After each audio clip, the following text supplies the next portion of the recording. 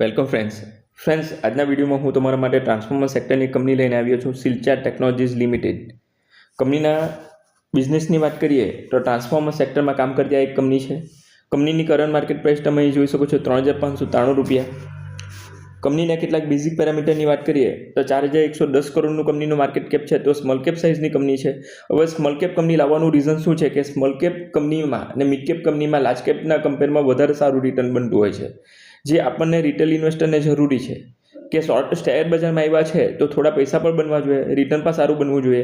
Large કેપમાં કેવું કે તમારી પાસે વધારે પૈસા હોય તો નાખો બરાબર છે, આપણે પણ નાખી શકીએ છીએ, પરંતુ રિટર્ન મિડ કેપ ને સ્મોલ કેપની કમ્પેરમાં ઓછું બને છે લાર્જ કેપમાં, જ્યારે સ્મોલ કેપમાં અને મિડ કેપમાં માઇક્રો કેપમાં રિટર્ન વધારે બનતું હોય છે.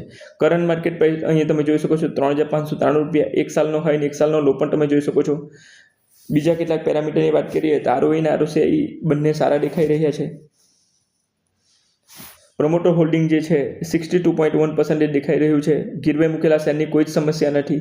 અહીં જોઈ શકો છો કે પ્લેજ પર્સન્ટેજ 0 દેખાઈ રહ્યું છે. બીજા કેટલાક પેરામીટરમાં આપણે નીચે જોશું તો કંપનીનો પી અત્યારે 23.2 છે. ઇન્ડસ્ટ્રીયલ પી જે છે 24.4 ચાલી રહ્યો છે. તો અકોર્ડિંગ ટુ પી કંપનીનું વેલ્યુએશન અત્યારે ફેર છે એવું કહી શકાય.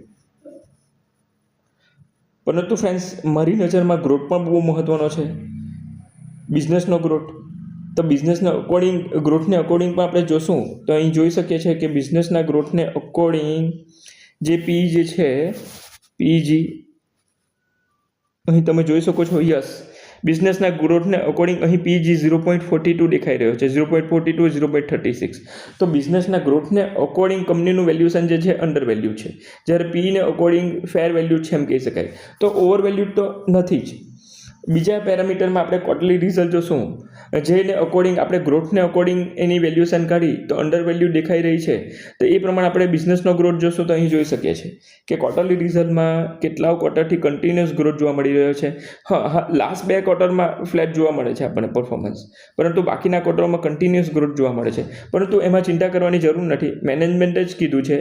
તમે મેનેજમેન્ટના ગાઈડન્સમાં જોઈ શકો છો ક્વાર્ટરલી રિઝલ્ટમાં જે કોન્ફરન્સ કોલ આવે એની અંદર કે આ વર્ષે કંપનીનો ગ્રોથ 10-15% રહેશે, પછી આવતા વર્ષે પાછો કંપનીમાં ગ્રોથ જોવા મળશે.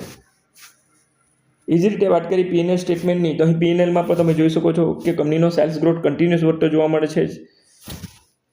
એ જ રીતે નેટ પ્રોફિટમાં પણ વધારો જોવા મળે છે. તો ઇન શોર્ટ કંપનીનો બિઝનેસ જે છે ગ્રાઉન્ડ લેવલે સ્ટ્રોંગ છે એમ કહી શકાય. ને એ જ વસ્તુ અહીં આપણે જોઈ શકીએ છીએ કે કંપનીનો 10 વર્ષમાં સેલ્સ ગ્રોથ જે છે 19% ને પ્રોફિટ ગ્રોથ 38% જોવા મળે છે, જે બહુ સારી વાત છે. એકચ્યુઅલી સસ્ટેનેબલ ગ્રોથ જે છે 20-25% નીકળતો હોય છે, તો અહીં પ્રોફિટ ગ્રોથ જે છે 38% જોવા મળે છે. એ જ રીતે 5 વર્ષનો, 3 વર્ષનો અને ટ્રેલિંગ 12 મંથનો ગ્રોથ પણ બહુ સારો દેખાઈ રહ્યો છે. તો ઇન શોર્ટ કંપનીનો બિઝનેસ જે છે ગ્રાઉન્ડ લેવલે સ્ટ્રોંગ છે એમ કહી શકાય. એકચ્યુઅલી ફ્રેન્ડ્સ, મારી નજરમાં બિઝનેસ જ બધું છે. જો તમે ફંડામેન્ટલ એનાલિસિસ કરી દીધું, મેનેજમેન્ટ એનાલિસિસ કરી દીધું, તો પછી જોવાનું બિઝનેસ જ હોય છે. માર્કેટ શોર્ટ ટર્મમાં રેશનલ નથી, ઇરેશનલ છે, ઇમોશનલ છે.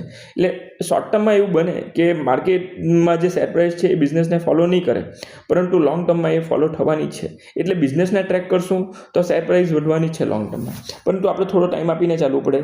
અહીં વાત કરીએ બેલેન્સ શીટની, તો બેલેન્સ શીટમાં પણ રિઝર્વ આપણને સતત વધતું જોવા મળી રહ્યું છે, જે સારી વાત છે.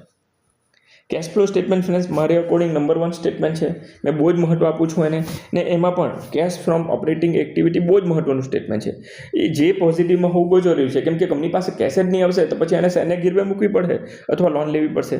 તે અહીંયા પ્રોબ્લેમ નથી જોવા મળતો. અહીંયા તમે જોઈ શકો છો કે કેશ ફ્લો સ્ટેટમેન્ટમાં જે છે કેશ પોઝિટિવ છે, જે બહુ સારી વાત છે. ને બીજી વાત, ડેપ્ટની વાત કરીએ કે કંપનીએ ગીરવે મૂકવું પડશે અથવા દેવું કરવું પડશે, તો અહીં આપણે જોઈ શકીએ છીએ કે કંપની પાસે ડેપ જે છે 2 મિનિટ વેઇટ કરો, અહીં જોઈ શકીએ છીએ. યસ, કંપની પાસે તમે જોઈ શકો છો કે દેવું જે છે 0 છે ને ડેટ ટુ ઇક્વિટી રેશિયો પણ 0 છે. એટલે કંપની પાસે કર્જાની બી કોઈ સમસ્યા નથી, જે બહુ સારી વાત છે. એનો મતલબ કંપની પાસે સફિશિયન્ટ કેશ છે, કેશ ફ્લો પોઝિટિવ છે.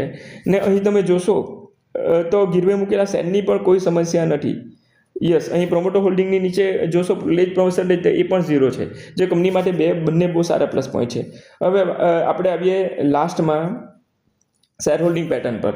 તો પ્રમોટરનું હોલ્ડિંગ મારે અકોર્ડિંગ 50% ઉપર હોય તો બહુ સારું, 30% ઉપર હોય તો પણ બહુ સારું. તો અહીં 62.12% દેખાઈ રહ્યું છે. ફોરેન ઇન્વેસ્ટરનું હોલ્ડિંગ પણ સ્મોલ કેપની સાઇઝની કંપની છે એટલે દેખાઈ રહ્યું છે. ને મ્યુચ્યુઅલ ફંડનું હોલ્ડિંગ પણ ધીરે ધીરે વધી રહ્યું છે. તો ઓવરઓલ સેલ હોલ્ડિંગ પેટર્ન જે છે સારી નજર આવી રહી છે. આ સિવાય ફ્રેન્ડ્સ તમે નીચે ડોક્યુમેન્ટ પણ અહીં સ્ક્રીનમાં જોઈ શકો છો, કોન્ફરન્સ કોલ પણ ધ્યાનથી સાંભળી શકો છો, અથવા એઆઈ સમરીમાં અને પીપીટીમાં જોઈ શકો છો, તમે ટ્રાન્સક્રિપ્ટ પણ જોઈ શકો છો. તો આ સ્ક્રીન પર ઓવરઓલ મને ફેસિલિટી જે છે સારી લાગે છે. કોઈ એડવર્ટાઇઝ નથી કરતો. આના સિવાય બીજા ઘણા પ્લેટફોર્મ છે, ટીડીઓઈ ફાઇનાન્સ જેવા, ટીકર જેવા, એ પણ તમે ફોલો કરી શકો છો. તો ઇન શોર્ટ ફ્રેન્ડ્સ, આ એક સરસ મજાની ટ્રાન્સફોર્મર સેક્ટરની કંપની છે. મેનેજમેન્ટ એનાલિસિસ તમે પણ ગૂગલમાં કરી શકો છો. મેં કર્યું છે, મેનેજમેન્ટ એનાલિસિસમાં સારું છે, બધી રીતે કંપની સારી છે. પરંતુ આ મારો નોલેજ ને એક્સપિરિયન્સને અકોર્ડિંગ મારો ખુદનો ઓપિનિયન છે. તમારે તમારું રિસર્ચ કરવાનું, તમારા ફાઇનાન્શિયલ એડવાઇઝરની સલાહ લેવાની, ને વિડીયોને એજ્યુકેશનલ પર્પઝથી જ લેવો. બાકી આવા બીજા વિડીયો પણ હું તમારા માટે લેતો આવીશ. અને હા ફ્રેન્ડ્સ, રિટેલ ઇન્વેસ્ટરના પૈસાનું મને ભાન છે, એટલે મેં ક્યારે પણ જે સ્ટોકમાં ક્વોલિટીની હશે એ સજેસ્ટ નહીં કરીશ. મેં હંમેશા મારી રીતે બેસ્ટ આપવાનું ટ્રાય કરીશ, તમારા માટે સારા સ્ટોક જ લાવીશ. તો મળીએ નેક્સ્ટ વિડીયોમાં. Thank you all.